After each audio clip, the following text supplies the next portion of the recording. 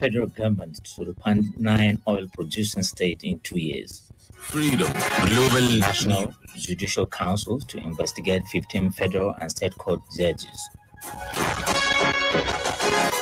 Kano State Governor Abdullahi Umar Ganduje urged investigation into 2022 National Hajj Commission operation failure.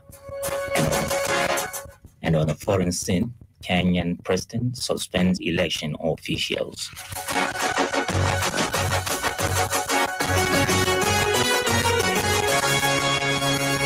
This is Freedom Global News.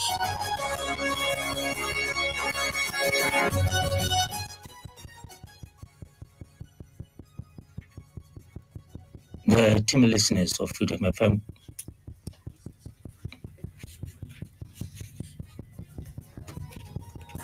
The team listeners of Freedom FM, a very good evening to you there. And Freedom Global News on 99.5 FM. I'm Tasiu Bello.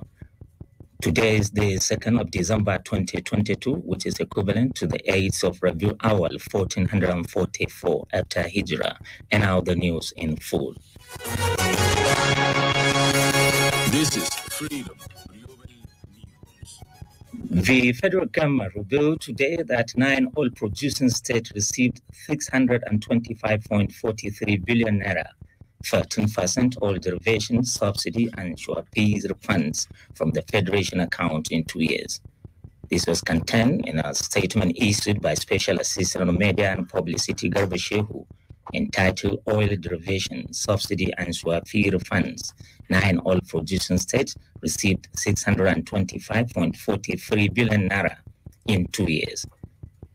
1.1 trillion naira still outstanding.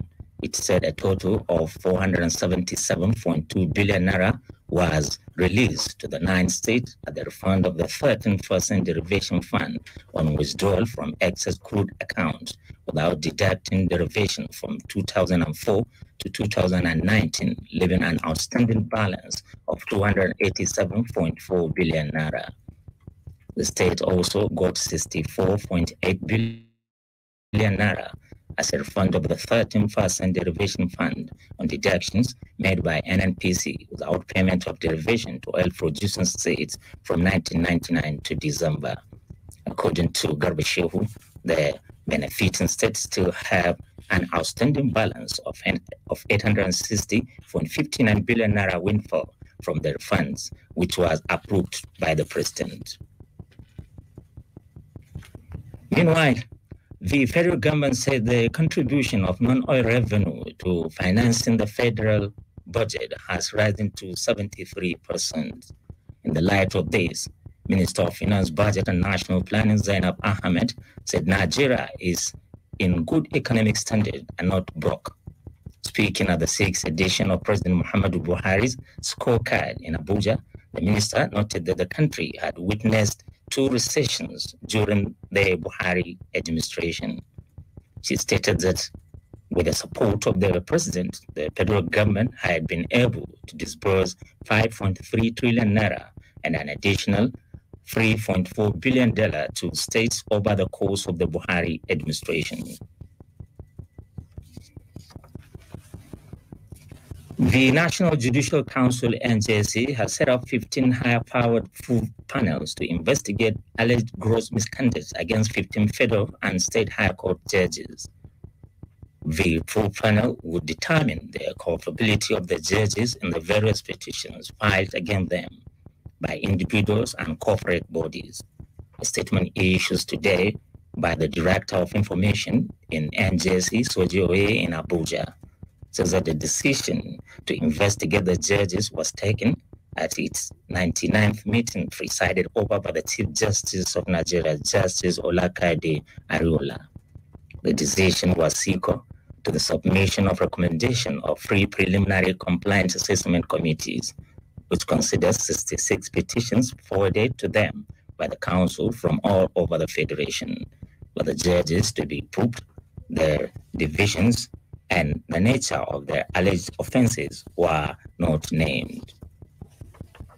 On sports, despite Missing out on the ongoing 2022 World Cup in Qatar, the Super Eagles have moved off in the latest financial rankings of national teams.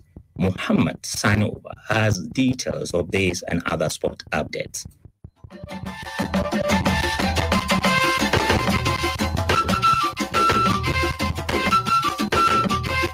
The three-time African champions are ranked the 15th most valuable international team globally, while also moving from the third position in Africa to becoming the most valuable team on the continent. The Super Eagles boast players who ply their trade in Europe's lucrative leagues, making them one of the world's most valuable teams, with a total value of 303 million euros. There was a massive rise in the market value of some of the Super Eagles players following their recent outstanding performances for their various club sides. The biggest of them all is Napoli forward Victor Osimhen, who according to Transfer Market has the highest rise between the month of September and October. Ivory Coast is the second in Africa and 19 globally with a market value of 259 million euros, while Morocco and Ghana occupy the third and fifth position respectively.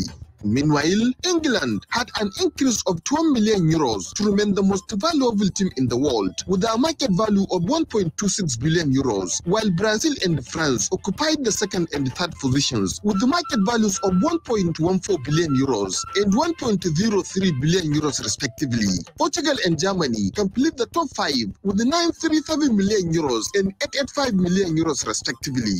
Similarly, Nigerian international Ademola Lookman has emerged as the player of the month for November at Italian club Atlanta. The club confirmed that Lookman has won the award for the second consecutive month at the club.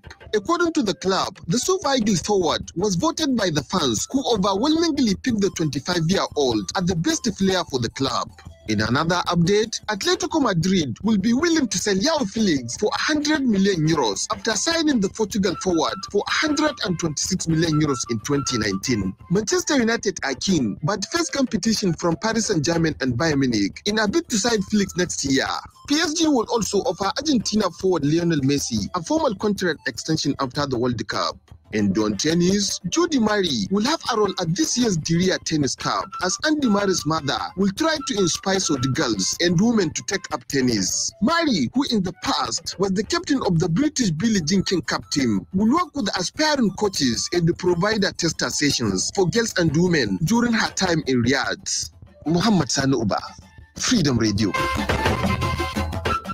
The global news is coming to you from Freedom Radio 99.5 FM. You can send your comments or opinions and watch us live on Freedom Radio Nigeria on Facebook.com. You can get the link to the page on our website, freedomradio.nig.com, or call us through this number, 082 444 163.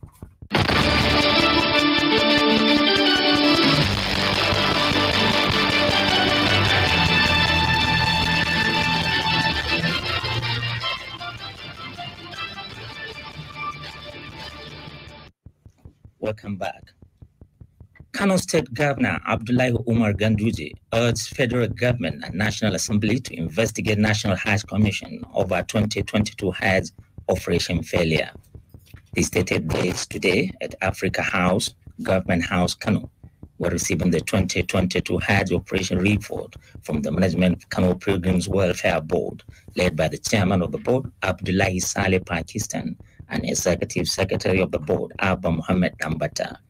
After congratulating the State Pilgrim Board for their untiring effort in the Hajj operation, he disclosed that due to the inefficiency and mismanagement of the National Hajj Commission, many pilgrims have suffered severely without any remorse from the national agency. He added that due to the dishonest attitudes of the National Commission, even at the level of service delivery, National Hajj Commission failed woefully.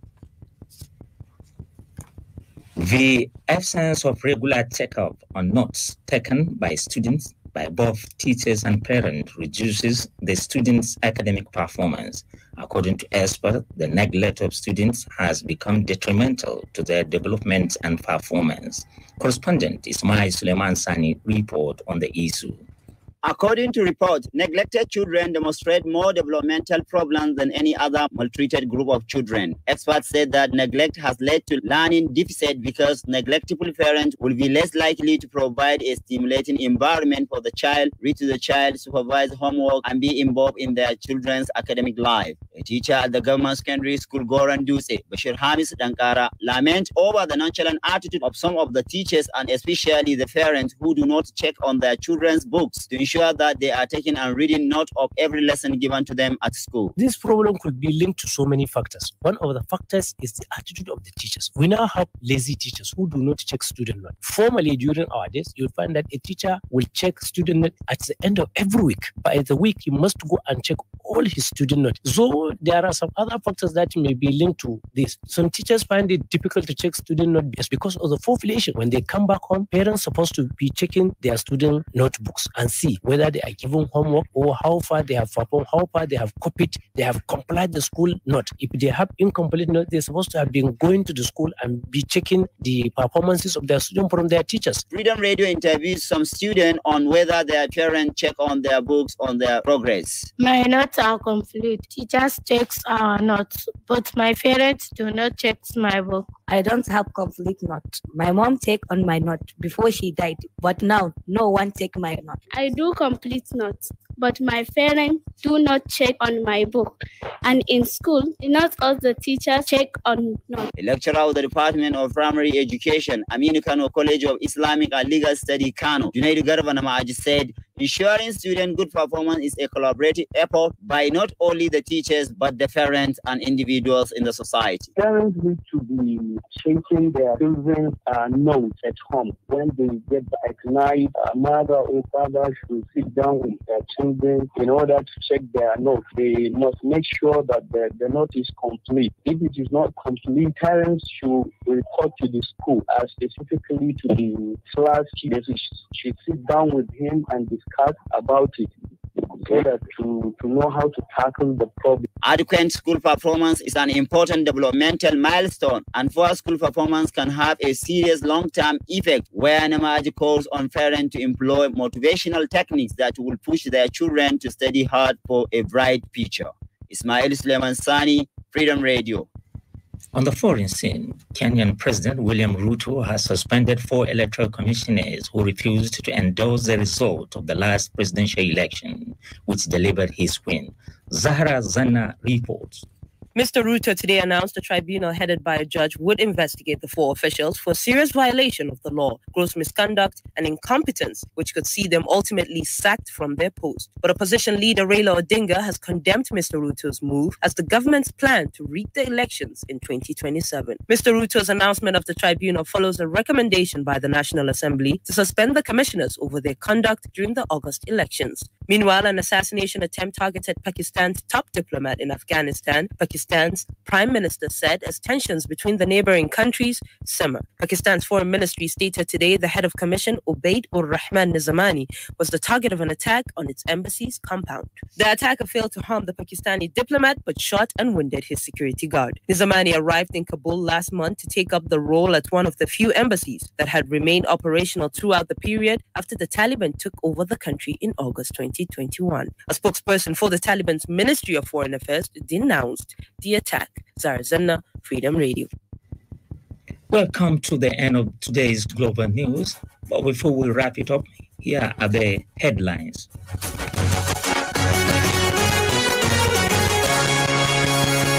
This is Federal government to refund 9 oil-producing states in 2 years. National Judicial Council to investigate 15 federal and state court judges.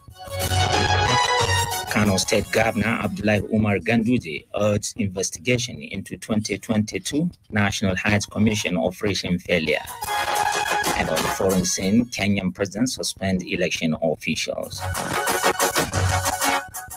On behalf of the entire production team, I'm Tasiu Bello. Thank you for listening. Freedom Global News.